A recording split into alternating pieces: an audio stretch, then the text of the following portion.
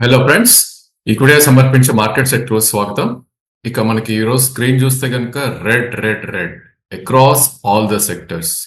So front line కానివ్వండి, large cap కానివ్వండి, mid caps కానివ్వండి, స్మాల్ క్యాప్ కానివ్వండి, ఎక్కడ చూసినా కూడా రెడ్ రెడ్ రెడ్డే కనపడింది. సో ఎక్సలెంట్ సెల్ ఆఫ్ అనేది ఈరోజు చూసాం మనం. జనరలీ మనం ఎక్సలెంట్ అనే వ్యూస్ పాజిటివ్ కి చూస్తాం, బట్ ఈరోజు నెగటివ్ కి వాడుతున్నాం. రీజన్ ఏంటి అంటే కనుక ప్రాబ్లీ మనం ఇన్ని రోజులు అనుకుంటున్నట్టు లాస్ట్ కపుల్ ఆఫ్ వీడియోస్ లో కూడా చెప్పడం జరిగింది. ఎవ్రీ మంత్ 3 to 4% కరెక్షన్ వచ్చినాక అంతే ఫాస్ట్ గా పెరుగుతుంది. ఈసారి ఎక్కువ పెరగట్లేదు. So there is something wrong అని చెప్పి అనుకున్నాం కూడా మనం గత వీడియోస్ లో. అదే ఇప్పుడు జరగటం విషయం.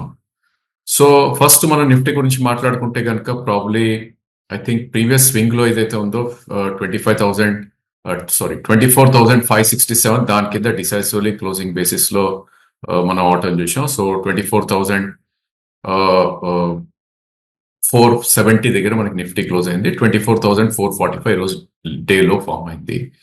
And of course market initial నుంచి ఒక సెల్ ఆఫ్ కి గురవ్వలేదు. ఫస్ట్ లో మనకు 20-30 పాయింట్స్ గ్యాప్ అప్ ఓపెన్ అయింది. అండ్ ఇంట్రాడే హై చూస్తే 24,882 దాకా వెళ్ళటం కూడా చూసాం మనం. అండ్ అక్కడి నుంచి మార్కెట్ స్లోగా గ్రైండింగ్ చేసుకుంటా, లైక్ వన్ సైడ్ ఫాల్ అయితే ఎక్కడ లేదు. ఎవ్రీ 40-50 పాయింట్స్ పడితే కనుక 10-20 పాయింట్స్ పుల్ బ్యాక్ రావడం చేసాం.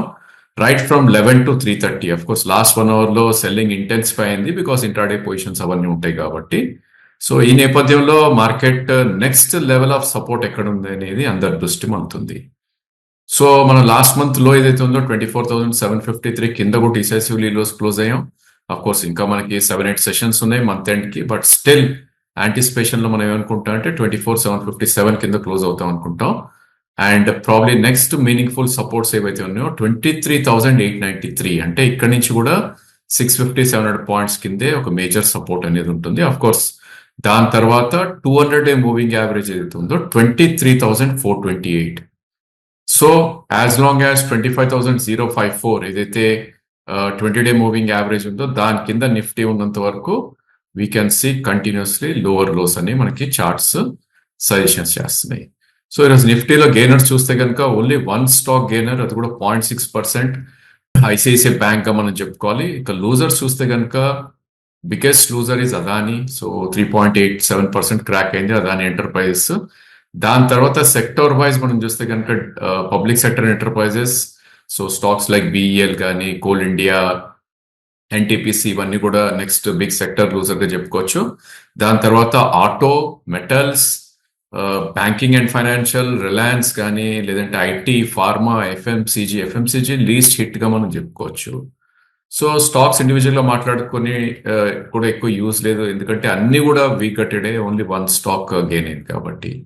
అండ్ బ్యాంక్ నిఫ్టీ విషయానికి వస్తే కనుక కొంచెం అవుట్ పర్ఫార్మెన్స్ చూపించిందని చెప్పొచ్చు నిఫ్టీతో కంపేర్ చేస్తే. ఎందుకంటున్నాం అంటే కనుక 3-day లో ఏదైతే ఉందో 51,000 పైనే క్లోజ్ అయింది. దో మనకి ఈరోజు డే హై 52,257 అండ్ క్లోజింగ్ 52,257, అంటే 1000 పాయింట్స్ కిందకు వచ్చినప్పటికీ మొన్నటి స్వింగ్ లో ఏదైతే ఉందో 51,000 కింద క్లోజ్ కాలేదు కాబట్టి.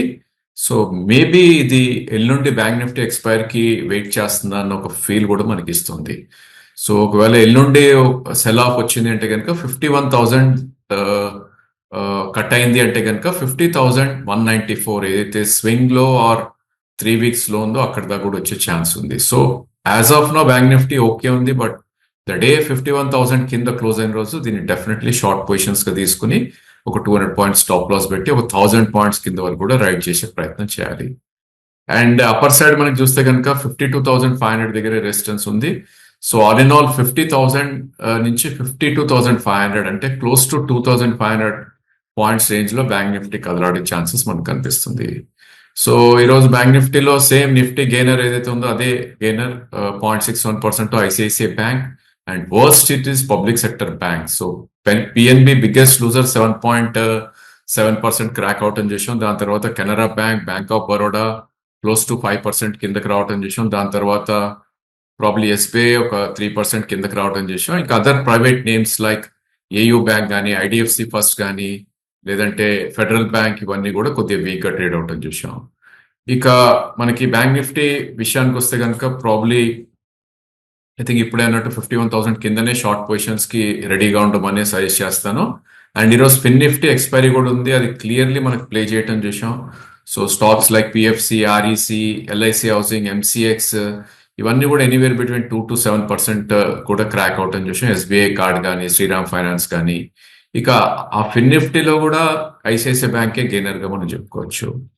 ఎఫ్ అండ్ స్పేస్ లోకి మనం వెళ్ళి చూస్తే కనుక ఇక్కడ కూడా only few stocks are gainers. So ఇంత బిగ్ స్పేస్ లో సియూబి 11% అప్ మూవ్ అవుట్ అని చూసాం. That's because of the results, good results. దాని తర్వాత కొన్ని నేమ్స్ లైక్ శ్రీ సిమెంట్ కానీ, ఇండియా మార్ట్ కానీ, లాల్ పాత్ ల్యాబ్, ఇన్ఫాక్ట్ ఈ 3 నేమ్స్ అనుకోవచ్చు. Apart from Nifty stocks, only 4 stocks gainers and losers are tremendous. So same thing ఇక్కడ కూడా బ్యాంకింగ్ ఫైనాన్షియల్స్. నేను మనం అనుకున్న ఎల్ఎన్టీ ఫైనాన్స్ గురించి బిలో 200 మూవింగ్ యావరేజ్ క్లోజ్ అయిందని. ఈ రోజు ఇంకొక 7% క్రాక్ అవుట్ అని చూసాం. దాని తర్వాత బంధన్ బ్యాంక్ ఒక 5% క్రాక్ అయింది. ఇంకా అదర్ నేమ్స్ ఏదైతే ఏబిఎఫ్ఆర్ఎల్, ఇవన్నీ ఆర్బిఎల్ బ్యాంక్ ఇంకో 4.5-5% కూడా పడతాం చేసాం. ఇక నెక్స్ట్ బిగ్ ఫాల్ మనకి పబ్లిక్ సెక్టర్ ఎంటర్ప్రైజెస్ లో కనపడింది. స్టాక్స్ లైక్ బిహెచ్ఈఎల్ కానీ, ప్రాబ్లీ హిందుస్థాన్ జింక్ లాంటి stocks, NMDC, IRCTC, HAL. So you name every PSU, any PSU అన్ని కూడా చాలా వీక్ గా మనకి ఎఫ్ అండ్ స్పేస్ లో ట్రేడ్ అవుట్ చూస్తున్నాం. ఇక అదర్ సెక్టర్స్ మనకి ఇన్ఫ్రా స్పేస్ లో జిఎంఆర్ లాంటి స్టాక్స్, లేదంటే రియల్ ఎస్టేట్ లో డిఎల్ఎఫ్, గోద్రేజ్ లాంటి స్టాక్స్, క్యాపిటల్ గూడ్స్ లో ఏబీబీ సిమెంట్స్ లాంటి స్టాక్స్, అదేవిధంగా స్పెషాలిటీ కెమికల్స్ లో Deepak Fertilisers, Deepak Nitrite and SRF లాంటి స్టాక్స్.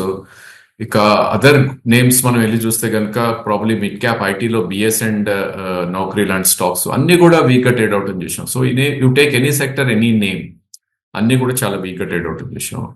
ఇక క్యాష్ సెగ్మెంట్ లోకి మనం వెళ్ళి చూస్తే కనుక very few stocks, stocks like TI industries కానీ, టాల్బ్రోస్ ఆటో కానీ, లావోపోలా, ఇవన్నీ కూడా కొంచెం రెస్పెక్టబుల్ గా పాజిటివ్ లో ట్రేడ్ అయ్యని చెప్పొచ్చు. ఇక బిగ్గెస్ట్ లూజర్ ఈ రోజు షిప్పింగ్ అండ్ డిఫెన్స్ స్టాక్స్ గా మనం చెప్పుకోవాలి. సో జిఆర్ఎస్సి ఆల్మోస్ట్ ఒక 14% కూడా క్రాక్ అయ్యి క్లోజింగ్ వచ్చేసరికి 12% దగ్గర పడతాం చేసాం. అదేవిధంగా మెజడాక్ డాక్ 10% క్రాక్ అయింది. ఇంకా రైల్వే నేమ్స్ అన్ని కూడా రైల్టెల్, అది మోస్ట్ ఆఫ్ ద స్టాక్స్ ఈ రోజు below 200 moving average close out అని చూసాం. గతంలో మనం చెప్పుకున్నట్టు ఫ్రంట్ లైన్ లో రిలయన్స్ లాంటి స్టాక్స్, అలానే మిడ్ క్యాప్స్ లో too many stocks below 200 moving average ఈ రోజు క్లోజ్ అవుట్ అని చూసాం. ఇంకా సెల్ ఆఫ్ కి గురైన వాటిల్లో వెంకీస్ ఇండియా కానీ, హెచ్ఎఫ్సిఎల్ కానీ, పవర్ ఇండియా, లేదంటే Suven Life Sciences, Nykaa, Ramky, Bombay Dyeing, you name any names, ఇవన్నీ కూడా చాలా వీక్ గా ట్రేడ్ అవుట్ చూసాం. కొన్ని గుడ్ నేమ్స్ ఏవైతే 200 మూవింగ్ యావరేజ్ అంటే లాంగ్ టర్మ్ యావరేజ్ కింద క్లోజ్ అయ్యే వాటిలో మనం చూస్తే కనుక Jio finance, KNR construction, Lokesh machines, హట్కో, ఎన్హెచ్పిసి, పూనావాలా, ఆఫ్ కోర్స్ అది చాలా రోజుల నుంచి బిలో 200 మూవింగ్ యావరేజ్ ట్రేడ్ అవుతుంది. ఇక electric bus names like JBM auto, Ola electric and retail space ఏవైతే ఉన్నాయో షాపర్ స్టాప్, డిమార్ట్ లాంటివి.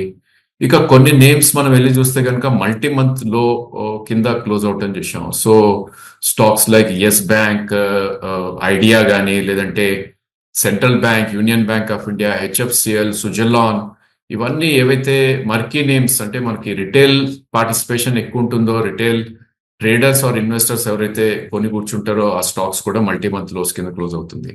సో ఎవ్రీడే మనం అప్రమత్తంగా ఉండమని చెప్తున్నాం. సో ఈ రోజు మేబీ ఒక బ్యాడ్ ఈవెంట్ ఆర్ ఏదైనా అనుకోవచ్చు. హుండై మోటార్స్ ఏదైతే బిగ్గెస్ట్ మెగా ఇష్యూ రేస్ చేసిందో ఫండ్స్ లాస్ట్ వీక్ లో, ఈ రోజు లిస్ట్ అవుట్ అని చూసాం. అండ్ క్లోజింగ్ అబౌట్ 7% కింద క్లోజ్ అవుట్ అని చూసాం. సో జనరల్ ఇలాంటి బిగ్ ఇష్యూస్ వచ్చి అవి మేబీ నాట్ సో సక్సెస్ఫుల్ అయినప్పుడు ఒక బిగ్ కరెక్షన్ రావటం చూసాం మార్కెట్ లో. సో మేబీ ఒక కరెక్షన్ బిగ్గర్ వేలో వస్తుందా అనేది మనం వేచి చూడాలి. అఫ్ కోర్స్ పుల్ బ్యాక్స్ వచ్చినప్పుడు don't get that bottom is out అయిపోయింది అని అనుకోవటానికి వీల్లేదు. ఎందుకంటే ఇందాకే అనుకున్నట్టు గతంలో ఏవైతే పుల్ బ్యాక్స్ వచ్చాయో షార్ప్ అండ్ స్విఫ్ట్ ఉన్నాయి. అండ్ ఈసారి పుల్ బ్యాక్స్ స్లోగా వస్తున్నాయి అండ్ సెల్లింగ్ అనేది చాలా ఫాస్ట్ గా వస్తుంది. సో ఇది వరకు market 2 steps forward and 1 step backward గా ఉండేది. ఇప్పుడు 1 step back, 1 step forward and 3 steps backward గా మార్కెట్ బిహేవ్ చేస్తుంది. సో చాలా కేర్ఫుల్ గా ఉండాలి. మనకి ఎక్కడైతే స్టాప్ లాసెస్ హిట్ అయిన ట్రేడింగ్ పొజిషన్స్ డెఫినెట్లీ ఎగ్జిట్ అవ్వాలి. ఈవెన్ పుల్ బ్యాక్స్ వచ్చి స్వల్ప లాసెస్ ఉన్నా కూడా, మేబీ 4 to 5% లాసెస్ ఉన్నా కూడా కొద్దిగా క్యాష్ లో ఉంటే ఇట్స్ ఎ గుడ్ ఐడియా. ఎందుకంటే నెక్స్ట్ 1-2 months లో ఒక మంచి ఆపర్చునిటీస్ కూడా వచ్చే ఛాన్సెస్ కనిపిస్తుంది. So that's all for today. Thank you for watching the video.